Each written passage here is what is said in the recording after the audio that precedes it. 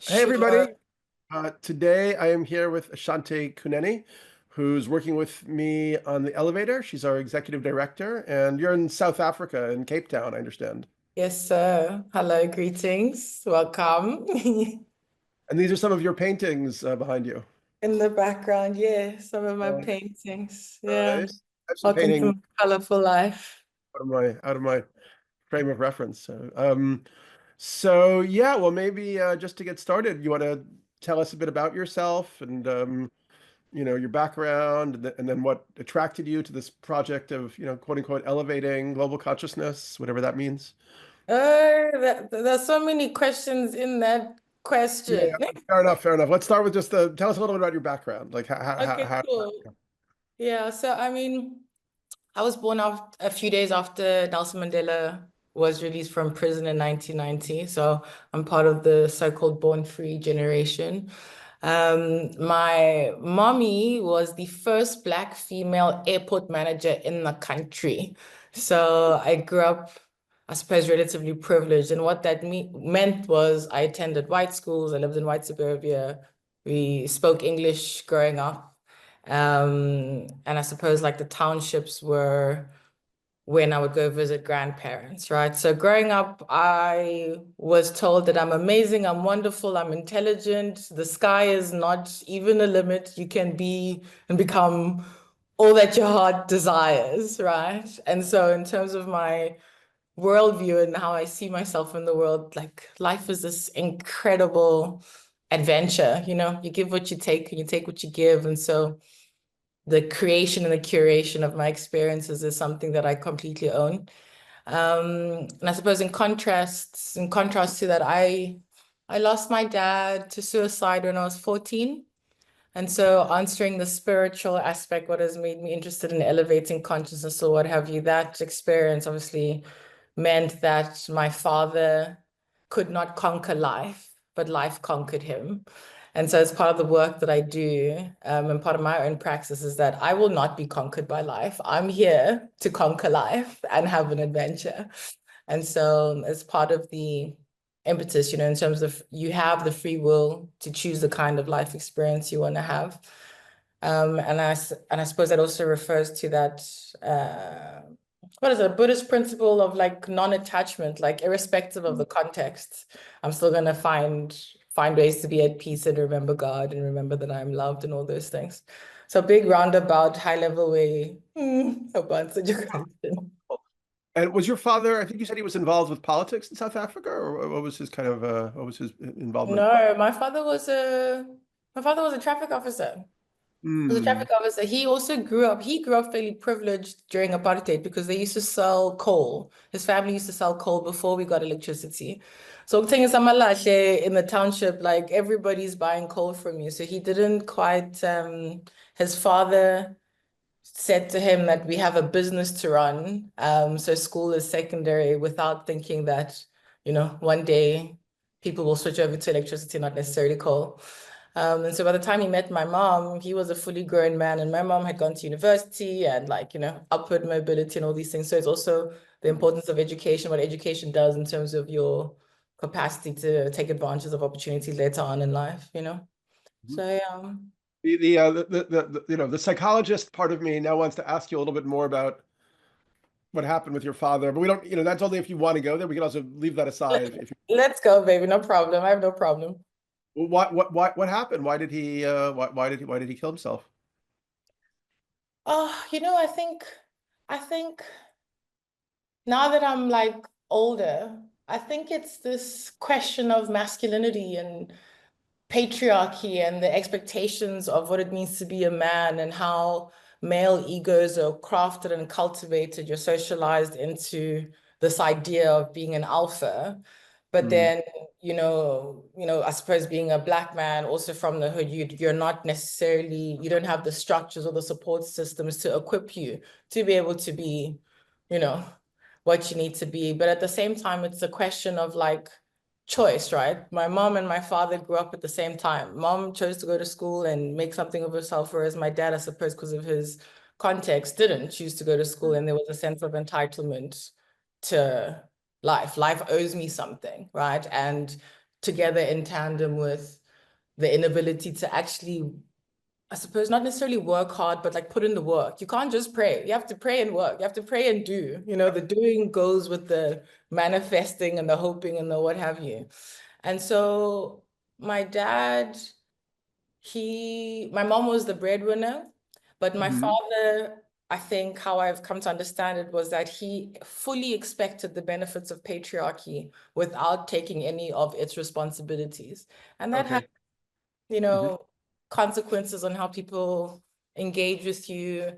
And then you couple that, I suppose you couple the constraints of capitalism as a whole Black person in South Africa, with the fact that mental health is not discussed in Black culture. Mental health is Mm. something only white people can afford. I see. So, and afford being the critical verbiage there, meaning you have the money to be able to sit down and sleep all day, you know? And my Hmm. dad was actually depressed. Like, so part of it is that as a Black man, you sleeping 12, 13, 15 hours of the day while your wife is out at work, you're a lazy Black man. No one's saying, oh, there's something off here, you know? Yeah. So I remember the first therapy session we had after my father's suicide. The therapist asked my mom, but how can you be surprised that he shot himself? He clearly was chronically depressed of what you've told me. And what was so powerful about that is that this woman clearly had the language and the tools and the capacity to understand mental health and what the signs were for, mental disease. Whereas Black families generally just do not. We did not have the language. He was sleeping all day. Sleep means laziness. What are you Yeah. doing?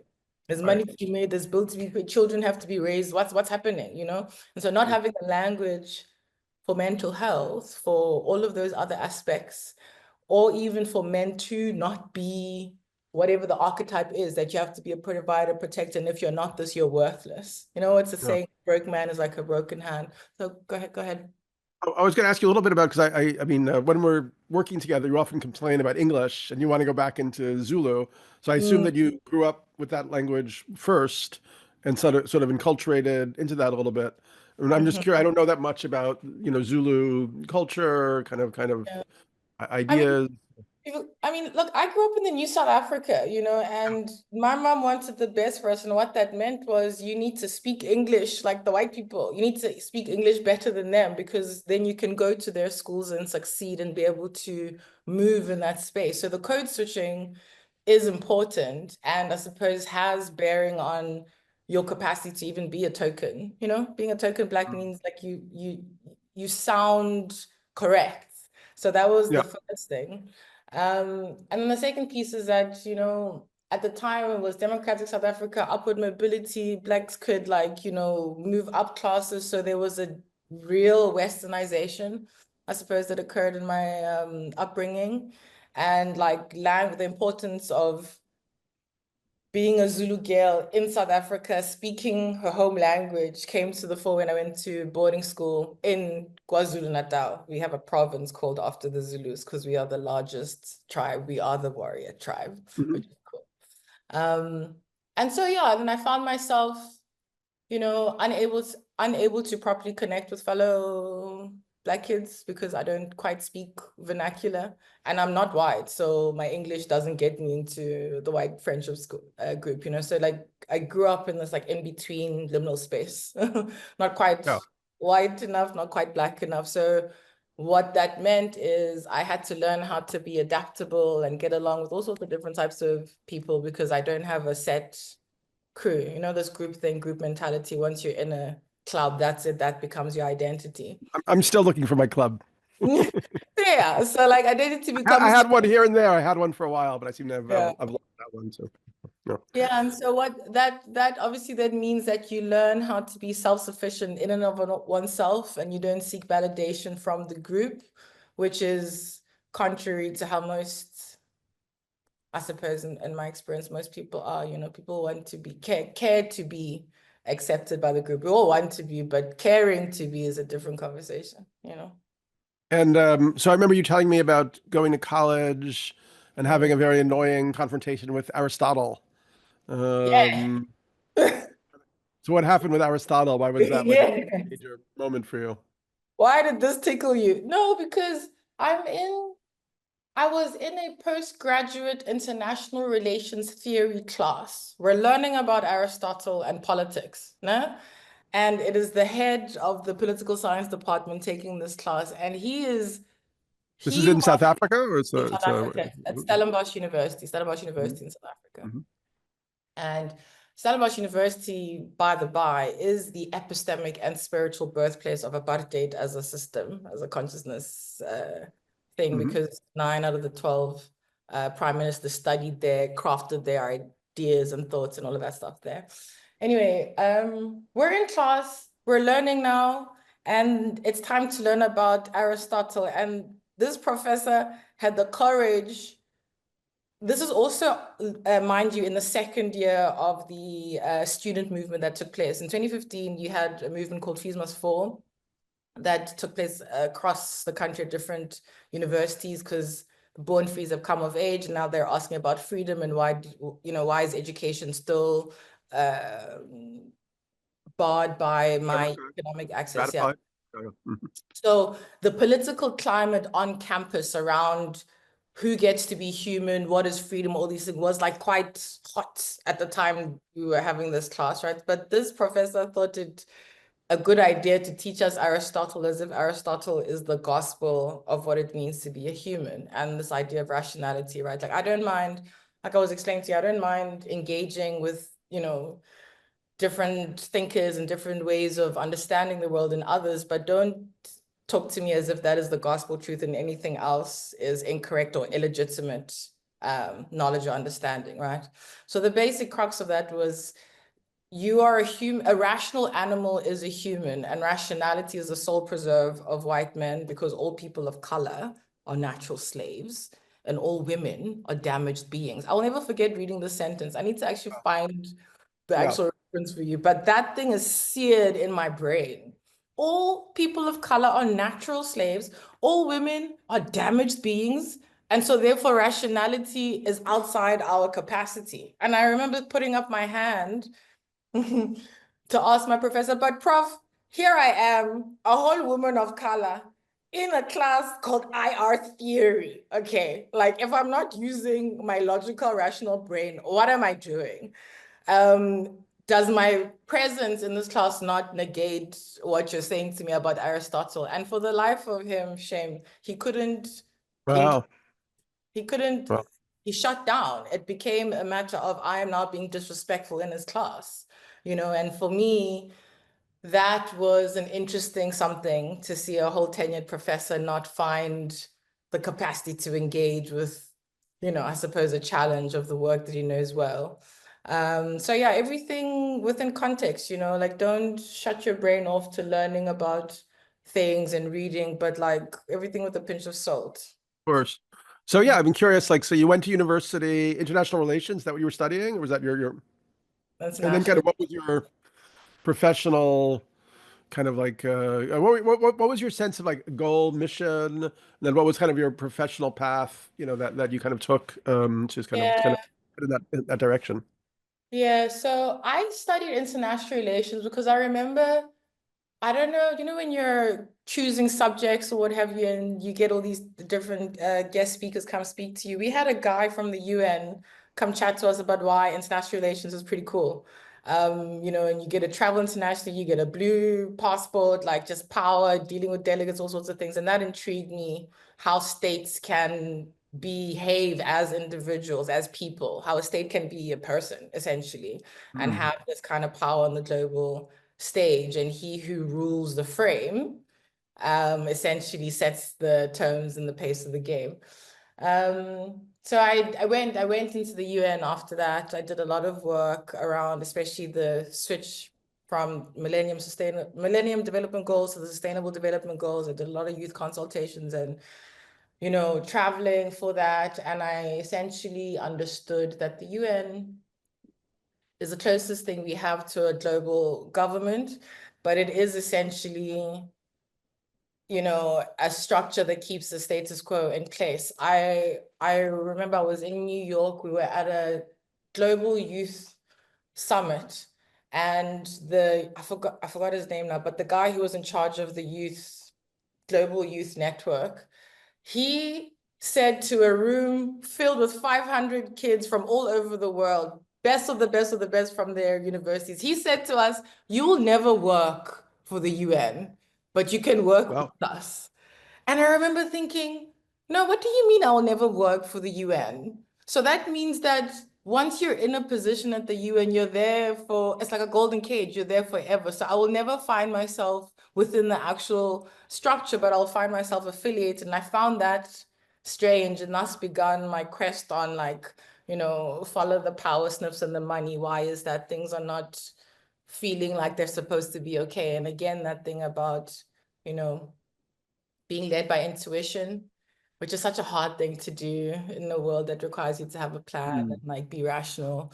But where I would not be where I am today had I not followed the fire in my belly that, oh, I actually have to talk to people. I actually have to engage in tough stuff, uncomfortable things, and help people think through, what does it mean for you to be a racist or a biggest, or like all of these things? Like, there are, karmic and spiritual consequences for everything. Every action has a consequence. Every choice has a consequence. And life is a series of choices, whether you want to acknowledge that you've made those choices or not, And so what does it look like for those who fancy themselves leaders, those who fancy themselves someone to follow, examples to follow? How in alignment are you, I suppose, with that calling? And yeah, then, I went into tech. I was working as a social insights analyst when Trump became president, and this company called it 6 months before everybody caught on that, hey, given how people are talking online, we're about to see Donald Trump become president, and we're about to see Brexit. And that then showed me the power of technology and story.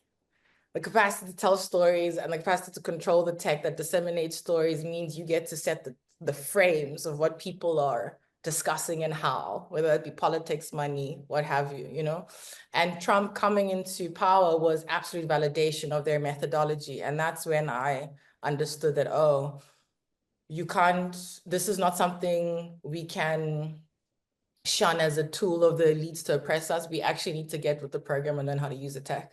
So yeah, I'm going. That led you ultimately to the Culture Hack project. Precisely, because culture How I hack, found out about you. Yeah. yeah, because CHL, they're offering essentially. I mean, they were here in South Africa and they did a narrative. What actually, since most people won't know, what is the Culture Hack project, and what appealed to you about it? What appealed about it?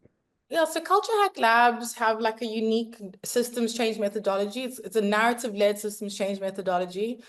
So the essential premise is to say that the stories we tell ourselves shape how we behave in the world. And if we can change the stories, we'll change the behavior. Shifting behavior before stories is the wrong way around, because stories capture what we think is true, what we believe to be right and wrong, who we think we are in relation to others. And that is the lens through which and the prism through which we, go out into the world. So that was curious to me. And when they came, how I first found out about them, they had hosted a narrative hack during Fees Must Fall, that student movement I was telling you about. And they showed, so what they did. You had like an official role in that student movement, or you were a position in, or kind of like just part of it? No, I mean, I was an unofficial student leader at Yeah. Stellenbosch.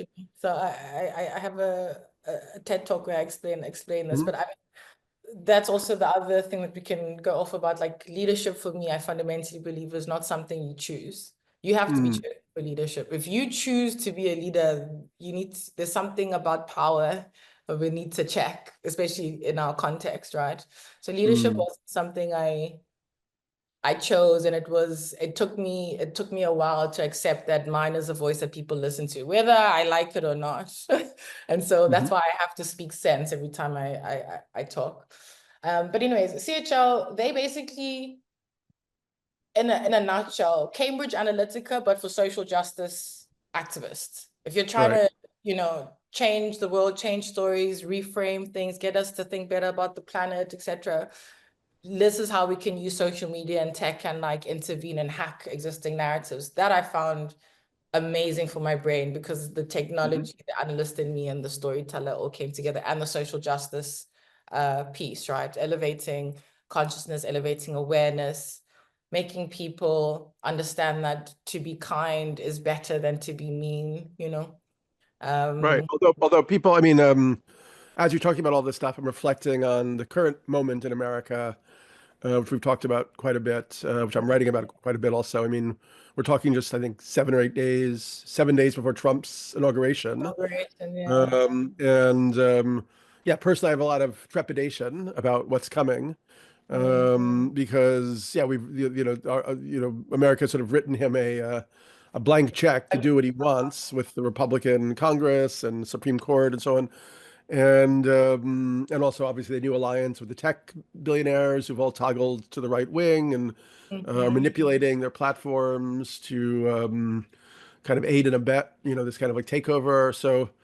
Yeah, I want to get into that a little bit, because, yeah, I mean, I guess what we're seeing right now, I mean, it's nice that Culture Hack Labs was doing their thing. I know you maybe also had some issues with them that you backed out of it a little bit, but it feels in general we're at a time where like, the progressivism, liberalism, leftism, let's say, is getting completely like rolled back, mhm, and kind of a dominant ideological project is really like sweeping through the world in a mhm, way that I find very frightening because of the power of digital surveillance, artificial intelligence, these new tools, that, you know, let's say 20 years ago or something, there was a sense that, technology and capitalism were working together to lead to kind of like, liberal democracy as kind of like the future.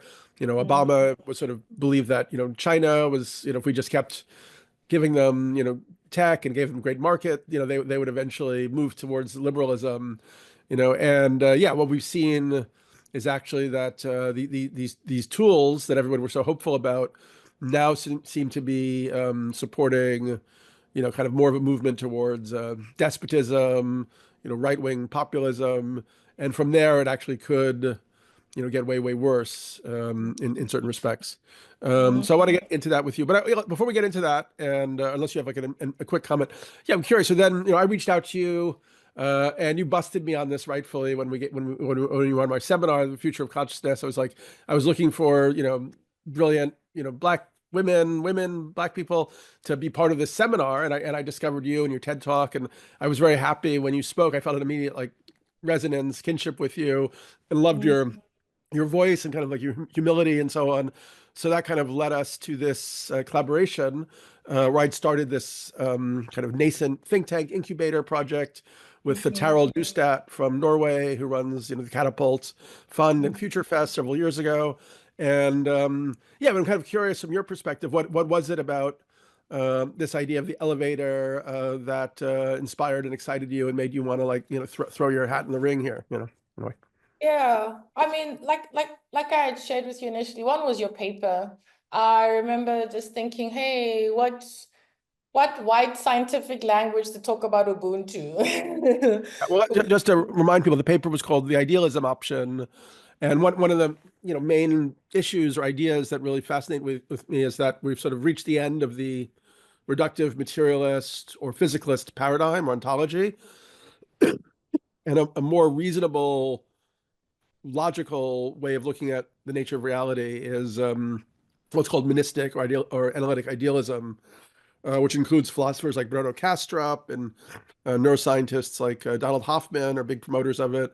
And yeah, so the paper was trying to show why, in short form, why that is actually a more coherent way of understanding the nature of reality. That actually Mhm, consciousness is maybe the foundational layer of reality, and the physical universe, everything, physical evolution, sort of like extends from this ground of consciousness, or this field, let's say, of consciousness, mhm, rather than it being consciousness emerging mhm, kind of accidentally from physical and biological evolution. And yeah, so mhm. you read that and you associated that with Ubuntu. Maybe you could tell me a little bit about Ubuntu, because I'm still Ubuntu. trying to get I mean, I understand the concept, but if there's, anything you want to share. So the saying is Umuntu Umuntu ngabantu. So the direct translation, which also doesn't quite capture the essence of what that phrase is Umuntu Umuntu ngabantu. A person is a person because of other people. Ne? You can only call yourself a person if you recognize the personhood in others. Ubuntu means I recognize the life in you, which is what I have in me. So therefore, we are one and the same. And I will then treat you as an extension of me, right? Things, wherever you find life, you find yourself. And so therefore treat as such. Assuming you treat yourself with love and kindness and care and all of these things, you know, some people treat themselves badly. But Ubuntu is at essence to say that we are all interconnected, and we're connected and unified by this idea of spirit, uNkulunkulu, the greatest of the great. And spirit is what I suppose quantum science has found to be consciousness as the base of all things, that energy, right? And so reading the paper was just like, you know, I suppose a recognition that Western science and Western civilization have come full circle to an understanding that we've known since the beginning, you know, so it is really like a return to original understanding of our interconnectivity, and then the responsibility of what that interdependence entails, right? Because if we're connected and we are one, I have a responsibility to treat you well. I cannot treat myself well and mistreat you. Then I'm disrespecting the God and the life in you, right? And I think speaking about like what's happening in America and, you know, all the movements, I do feel at a deeply spiritual, karmic level that things are coming to a head. We have to now make a choice. How do we want to be on the earth? No? Mother Nature is not playing along with us. Los Angeles was on fire in the middle of winter. It's Wait, still on fire. it's still on fire, but like apocalyptic type images that you're seeing. And so I do feel that we're at a crossroads, a turning point, or a point where we need to make a decision. Do we want to continue to live and engage with each other the way we have been in this really extractive, transactional manner, where I only care for you if there's something you've got to give me, otherwise I've got no business or time or care or love or anything for you? Can we shift from economic systems that say it is more profitable to throw away food than to feed the homeless? Can we deal with the issue of homelessness as opposed to, you know, hoarding? And so one of my friends like to say, we don't have a resource problem, we have an imagination problem. We have more than enough of everything for everybody. It's how we're using that more than enough, right? Yeah, did I Well, answer your question? yeah, yeah. I want to go back though. I mean, so the concept of Ubuntu, as you express it, sounds very similar to me to the Mayan greeting in Lakesh, Mm, which means I am another yourself. mhm, So, mhm. I mean, the pushback that I often get, because I've written a lot about different indigenous cultures, I've actually been very grateful to have had the experience of visiting like the Kogi in Colombia and the Hopi in Arizona very briefly, and Yeah, yeah. the Sequoia in Ecuador and so on, um, um, as well as the How were Santa those? Sorry, am I allowed to ask you questions as well? Oh yeah, Tell me yeah, you can about totally, those of course. What's experiences. it? Oh, they were really very beautiful experiences, and I always really feel that it's important for people. I mean, to understand to go and have those direct encounters because yeah, particularly in this new like neo-reactionary movement, there's almost like an angry rejection of what's seen as the romanticization of indigenous cultures that they believe has taken place over the last half century or something.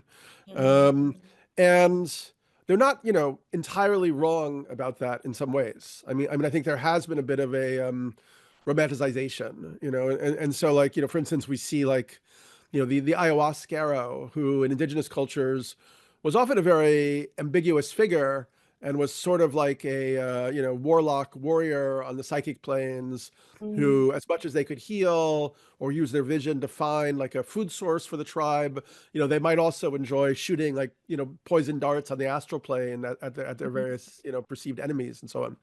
So, there is the Western mindset is very tends to be very dualistic, and sort of polarizes between like God and Satan, good and evil, healer and and villain or whatever. So there was a way to kind of like see the sort of the sort of curandero, the shaman, as like purely good, and that's actually now kind of like I think broken up on the reality of how complex and intricate things actually are. So yeah, in the same way, like Zulu culture may have this beautiful idea of Ubuntu, just as the Mayans had this beautiful idea of in Lakesh, but the Mayans also had practices that we traditionally don't approve of, like human sacrifice and so on. Although even there it's kind of more complicated because there's some indication if you go to like Chichen Itza that actually it was the winning the captain of the winning ball team who was the one who was extremely happy to be sacrificed because that was going to kind of project his soul into the heavenly worlds or something like that.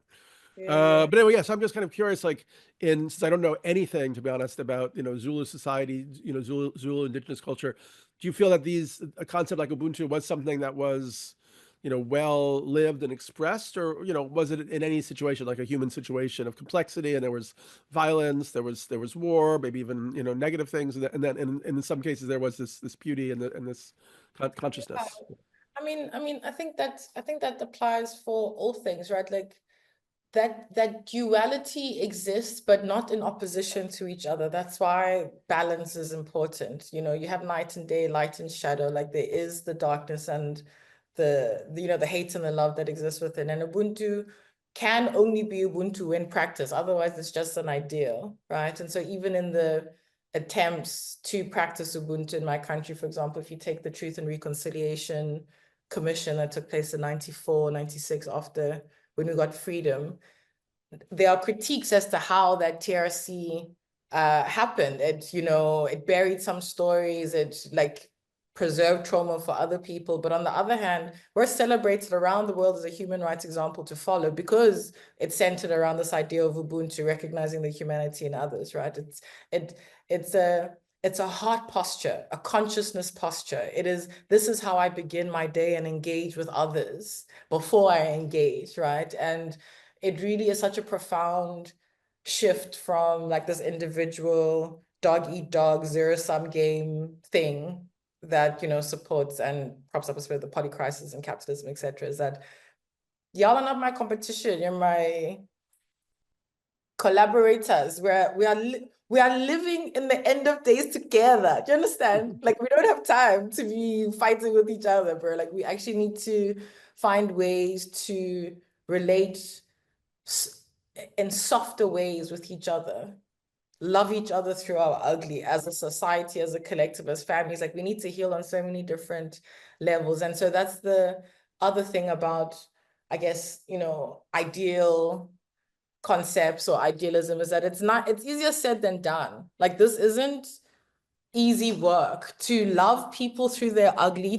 to be peaceful in the context of chaos, to find bliss when all you want to do is fall asleep and die. It's not an easy thing to do. My mom has always said doing the right thing in a world that rewards doing the wrong thing is the hardest thing to do. So to find someone that is actually responsible in the sense that doing, the basics, being kind, empathetic, engaging with love, like not causing violence, not accumulating to the expense of others. Like that's the other thing, I guess, for me at a spiritual level, what I've come to understand in my life is a testament to that, is that everything your heart desires, God has already given to you. The universe, whatever you want to call it, Buddha, Allah, whoever, Jesus, it's already been promised to you, all your heart's desires, but it is the how you go about those desires that will determine the quality. Hence why you'll say, there's that saying that, rich people, money doesn't buy happiness because rich people are so depressed. Why are you depressed when you have all the money in the world? Do you understand? It's the way in which that money was accumulated or that success, whatever it is that you were going about your business. God doesn't deny you your desires. What he does put constraints around is the how, because that's karma, that's energy, that's either multiplying love and light in the world or contributing to the chaos and darkness. Yeah? And so talking about Ubuntu as a practice, love as a practice, and I'm, hoping this is what we're going to explore in our upcoming seminar, is how do you ensure that your heart is in the correct posture to contribute to the love and light in the world every day, regardless of what your role is. Not all of us can renounce and go be hermits in the mountain. We all have talents that we've come here with, blessed with, that you must use. Because also when you are not walking in alignment with what you've come here to do and you're in a different space, different career, you're restless. Yeah? You hate your job because you would rather be doing something else. Why? What is that something else? Find it. That's the reason why you came here.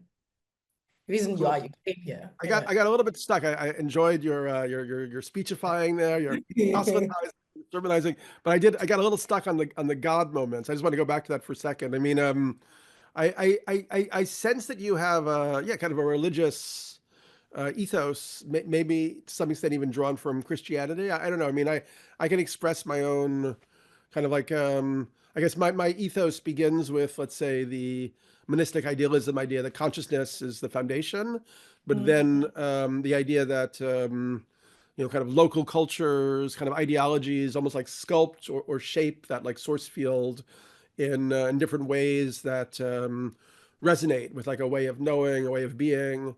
So I sort of hesitate to use the word like, God with so much confidence as you just did. So I'm just kind of curious, like, where does that come from in your own? No. Yeah, I mean, because I grew up Catholic. Let's start there. Grew up in a Catholic church. So the big God, the big dog, that's how I refer to him, Big Daddy. Everybody got their own name for. So this is where I'm at right now, which is very different to where I grew up in terms of like the Catholic Church, etc. But what I recognize as God, Allah, Buddha, whatever your name is for the infinite intelligence, the great one, the great life force, I recognize life energy as that, right? The thing that animates you and makes you alive, that breath, whatever you want to call it, what that looks like in us and plants and animals, it's the same thing. It's the same essence. And that for me is the infinite intelligence of the universe, also God, also Krishna, also what. So that's the first thing. And secondly, I respect and understand that as many and as diverse as we are on the planet, there are multiple entry points into that higher consciousness or that, life force energy. So I do not like judge people how they enter into, as long as it is via spirit. What I do judge is like the illegal entries and the escaping through the psychedelics. So maybe it's like a segue We'll get to that. We'll get to that. Yeah, I mean, conversation. we don't. That's something going to become a major. But by the way, I'm also very glad that you mentioned the seminar that we're doing together, which I think is going to be amazing, and I'm really excited about it. I believe we're calling it "Life as Initiation."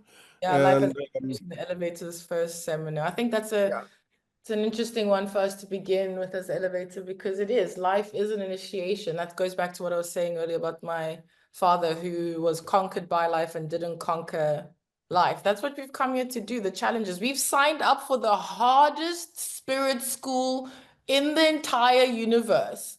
That's why very we don't few. know. There might be some tougher ones out there, but this one is tough. No, I promise you not. This one is the hardest, because this one you have to forget God to remember him. Everywhere else, you don't forget where you come from. Here, you actually have to go through. Go ahead.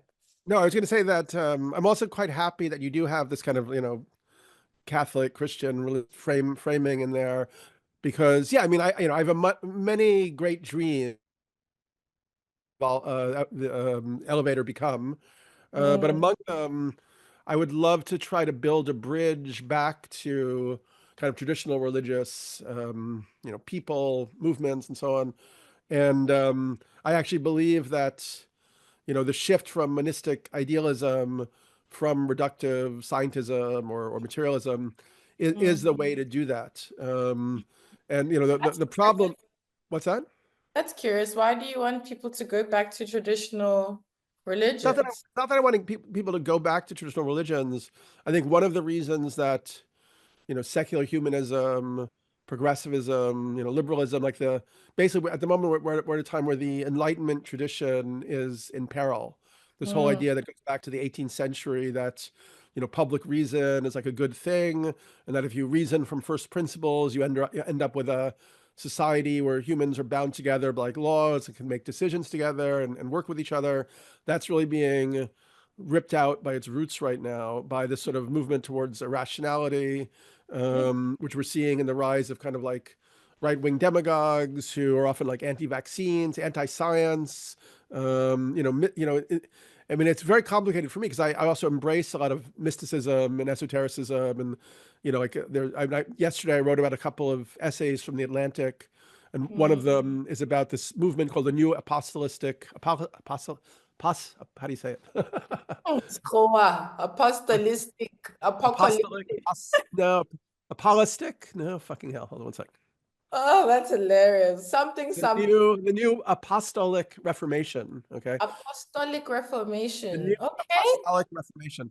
So this is a movement that Elon Musk and Donald Trump have been collaborating with or working with, that is a very extreme form of Christianity that doesn't want democracy, that wants to go back to, kind of what they see as a God-focused, family, country, and so on model of life. It's like there's a way that these fundamentalist movements are actually not traditional movements. They're actually kind of postmodern configurations in a way. So this is one of these sort of postmodern, and then but then these movements become more fanatical than traditional movements like the Taliban. So I would say this new apostolic reformation is a little bit like the American Taliban, but it's like 30% of Christians in the US are now embedded into this, which is really it's tens of millions of people apparently. And they're like the shock troops for this right-wing takeover of American society. So I think that a problem with liberalism and secular humanism, you know, not that certain Democratic politicians don't also talk about God and Christianity, but you never quite believe them in a way. But the underlying ethos is more sort of scientific, rational, somewhat cynical kind of ideology. That's taken us as far as we can go as a human collective. And it's actually makes it impossible for people who are trapped in that structure. They always have a kind of contempt or condescension towards people who have an animistic belief or religious belief. They can't really meet those people where they are with full, kind of empathic understanding and connection. But I think once you anchor monistic idealism and you recognize that, yeah, that consciousness is the foundational reality, there are these realms of the psyche, there are, that consciousness, whether you call it God or source field or whatever, it is this power in the world. And then you can even begin to think about, a way to sort of articulate the importance of somebody like Jesus, maybe as an incarnation, or an element of this divine expression. I mean, I really like Carl Jung's essay, God's Answer to Job.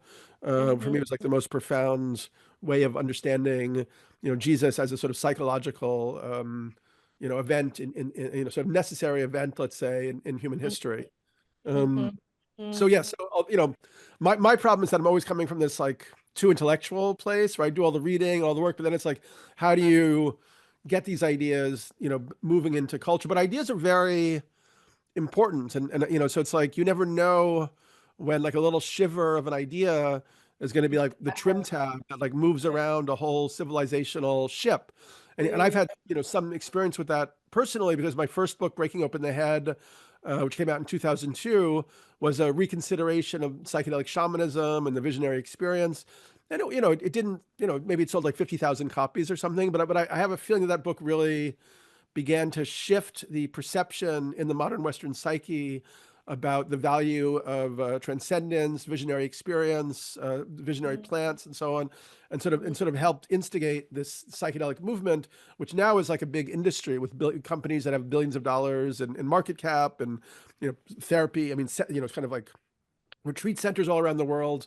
But then we can also get into, as you mentioned earlier, some of the problems that are now emerging around what's happening, which are, and here once again, the reductive materialism or the cynical atheism or whatever is an obstruction, because people who are trapped in that ideology, they can only see like, oh, it's like, there's mental health evidence if you give people psilocybin, it maybe is good for obsessive compulsive disorder, or MDMA can treat post-traumatic stress disorder. And a lot of that is really wonderful and important.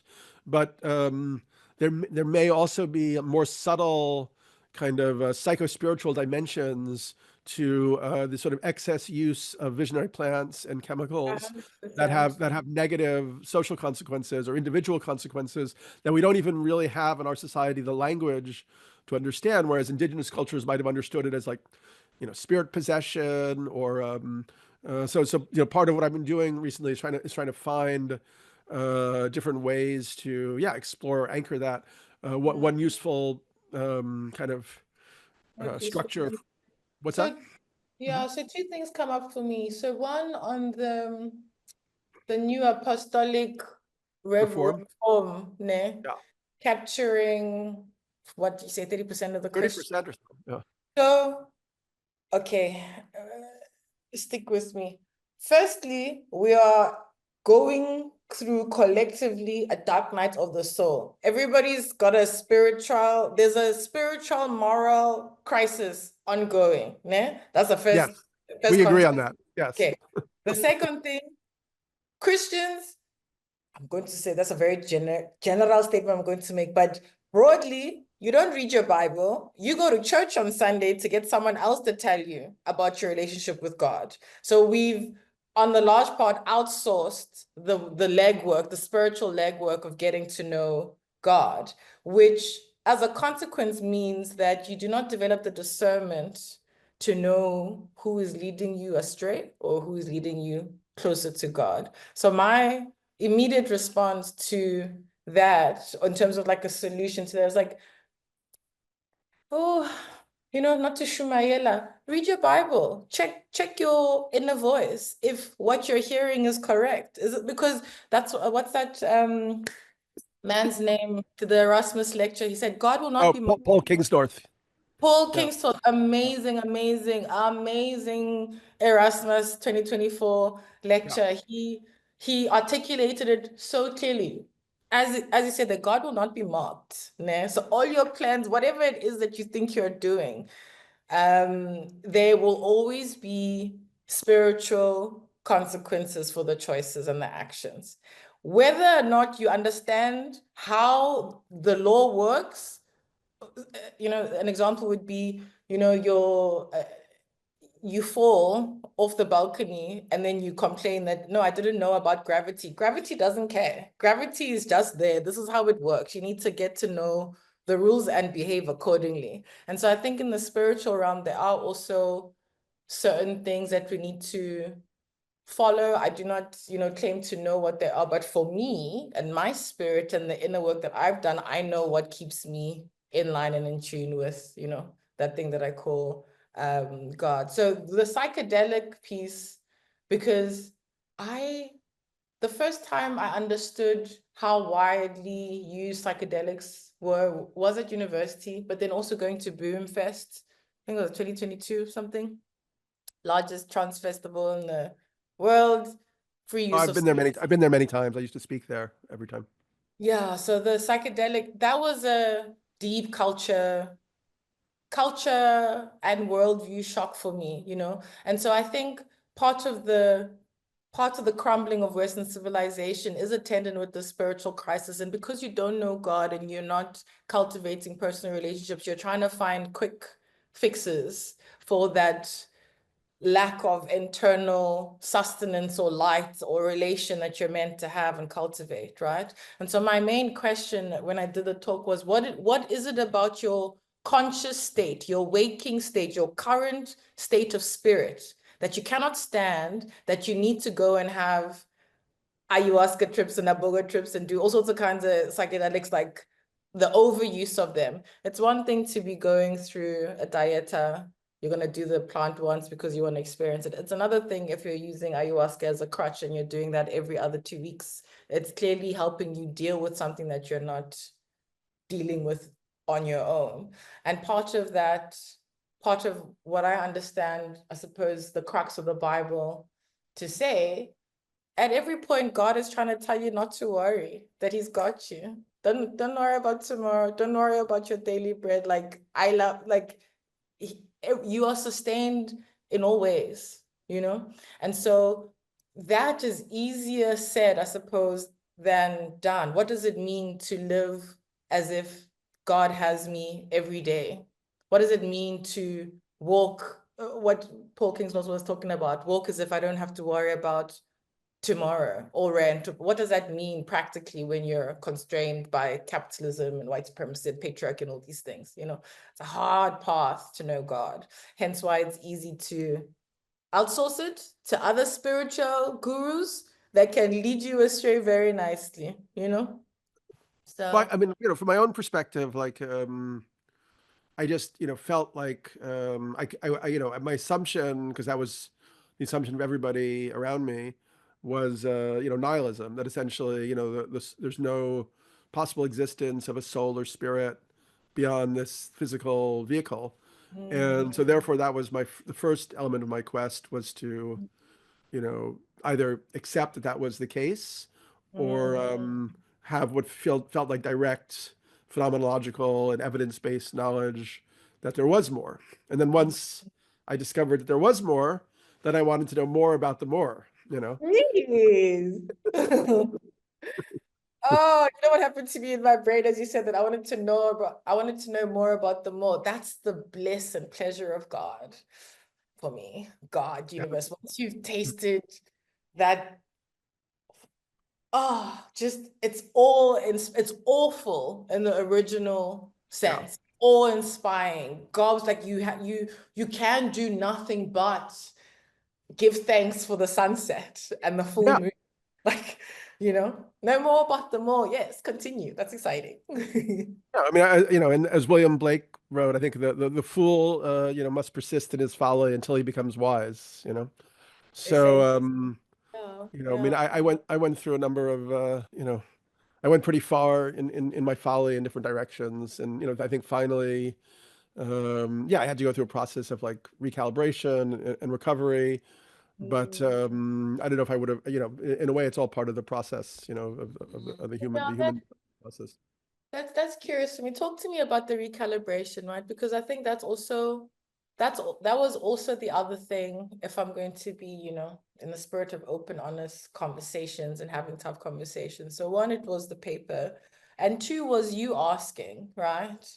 And being upfront about who it is that is asking me to come and join. And for me, what occurred, because you also found me or met me at a time where I'm like, finally accepting the calling and the anointing over my life. I'm accepting that I'm meant to be this, I suppose, person that attempts to show what does it look like to walk with love? What does it look like to practice that thing daily? And what does it look like to hold people with love through their ugly, right? Through their ugly, through their mess, through all the things, because nobody is perfect all the time. And this thing about life is that growth and change is the only consistency. It's the only thing that's constant in the world, it's the change. Um, yeah, and so I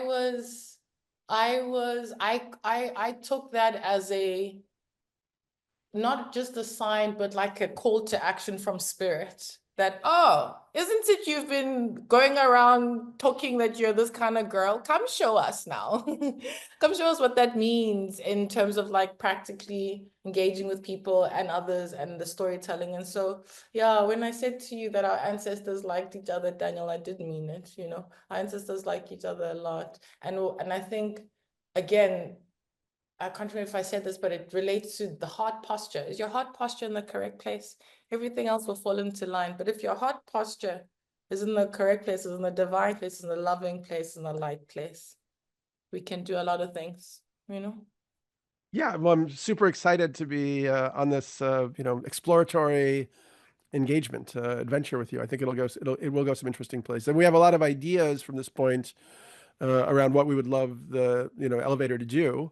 Everything from membership organization to local groups to seminars to in-person conferences, and yeah, we'll just take it step by step and see. I mean, for me, a very interesting piece of the puzzle is research and kind of like discovery in that sense. So right now we're working on kind of the sort of first draft or kind of proposal stage of a piece on kind of AI and consciousness. Um, that's already, I'm already going down really deep, Big like rabbit hole, I'm sure. labyrinth. Yeah, yeah. I spent my weekend with Michel Foucault's The Order of Things and the archaeology of knowledge, and kind of beginning to think about how kind of like AI seems to be so synchronized with all these other processes happening, with the ecological crisis, with the meaning crisis, with the geopolitical crisis that we're entering.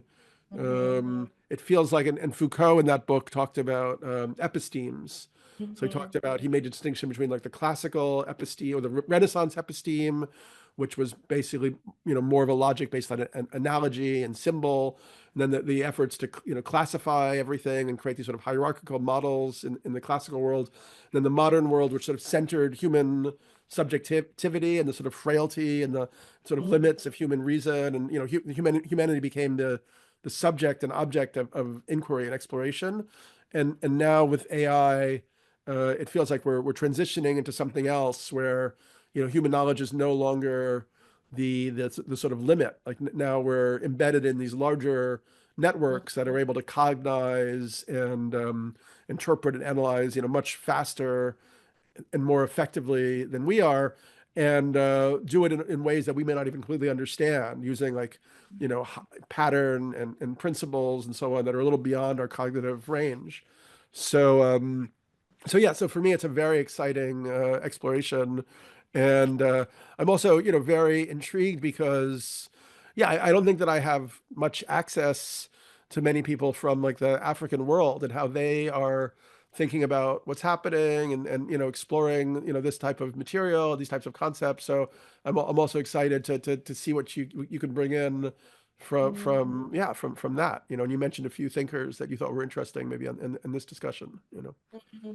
Yeah, no, I don't know. Like the future, I mean, I suppose in closing, the future is very interesting. We're alive, but for me, I feel like we're alive. Like, when they first discovered how to use fire, this is what AI is for me right now. We're at a turning Yeah. point. We've discovered a new thing, and really, it's not the tool, it's not the fire, it's not the sword, it's not the AI, it's the how we use the thing. Going back to the point I was saying earlier, you can do whatever you want, but how you do that thing Yeah. is where the crux is the important thing. And to like quote a friend of mine, it's just like we're at a point where you actually can't fight this thing. It's like trying to fight air. This is the directions the world is going. So trying to figure out where we can, I suppose, intervene and remind people that the essence of it, everything comes from Earth. Everything comes from Mother Earth. I want to talk about a psychedelic experience. My one and only last ever anything. Nah, I don't even know if that counts, but they gave me San Pedro. How it was explained to me was that if ayahuasca is the king daddy, San Pedro is the young prince of the plants. And so we took this as a tea and then went, for a walk in the forest in Costa Rica to go talk to the mother tree and ask the mother tree to speak to us. And so part of the message I got anyway was that, all comes from my womb. Everything, all of you. And you spent the last however many centuries disrespecting my womb. The Father God is not who you should fear, because he's the one who's allowed you to misbehave within me. If I awake now, all of you are going to suffer. So get it together before I awake for this time. That's what the God has told me. That's what the mother told me. It's like, never mind, Father God. You should fear the mother. Mother Earth is tired of us. We're this close.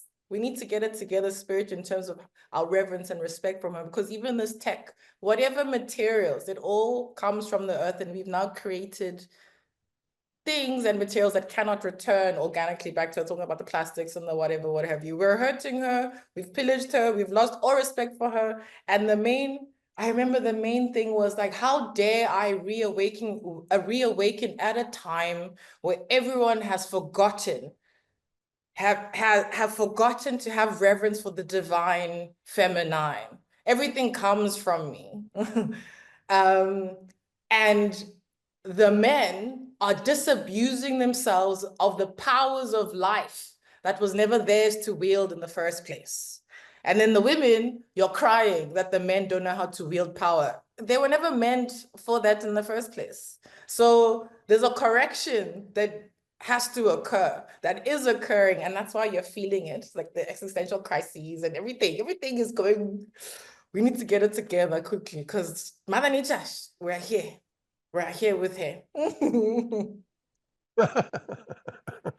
That was beautifully stated, and yeah, I can't really disagree with that. I mean, yeah, some people talk about it as like the Kali Yuga, Kali being like the destructive expression of the kind of goddess archetype and so on. Well, I think that's a great, kind of like place to pause. And yeah, I think we'll put this first discussion out into the ether. We'll see what Let's kind of see what responses we happens.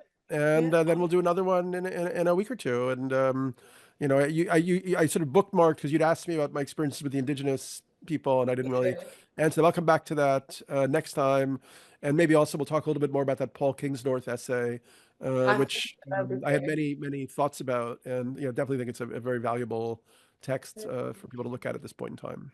Yeah, Amazing. Daniel, thank you so much for your time. This was yeah, juicy. super fun. The Yeah, I juicy enjoyed it so chat. much. Yeah, we'll Yeah. talk soon. Thank you. Thank you.